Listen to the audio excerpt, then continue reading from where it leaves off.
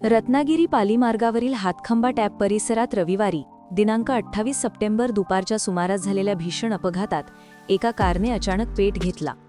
सिंधुदुर्गहून रत्नागिरीकडे येत असलेल्या कारने रस्त्यावरील कठड्याला जोरदार धडक दिल्याने हा प्रकार घडलाय। सुदैवाने गाडीतील डॉक्टर मिहीर प्रभुदेसाई आणि त्यांची लहान मुलगी यांचे जीव थोडक्यात वाचले।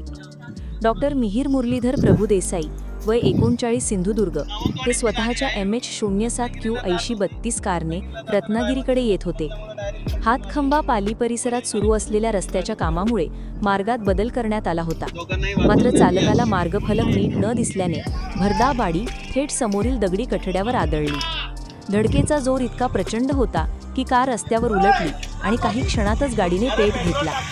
या अपघातात डॉक्टर प्रभुदेसाई जखमी झाले असून त्यांना उपचारासाठी रुग्णालयात हलवण्यात आले। सोबत असणारी त्यांची लहान मुलगी किरकोळ जखमी झाली असून ती सुरक्षित आहे। अपघातानंतर स्थानिकांनी अशाच नवनवीन घडामोडी पाहण्यासाठी 24 न्यूज चॅनलला आत्ताच सबस्क्राईब करा, शेअर करा आणि बेल आयकॉनला प्रेस करायला विसरू नका। आणि हो, तुमची प्रतिक्रिया देखील कॉमेंट बॉक्समध्ये नोंदवा।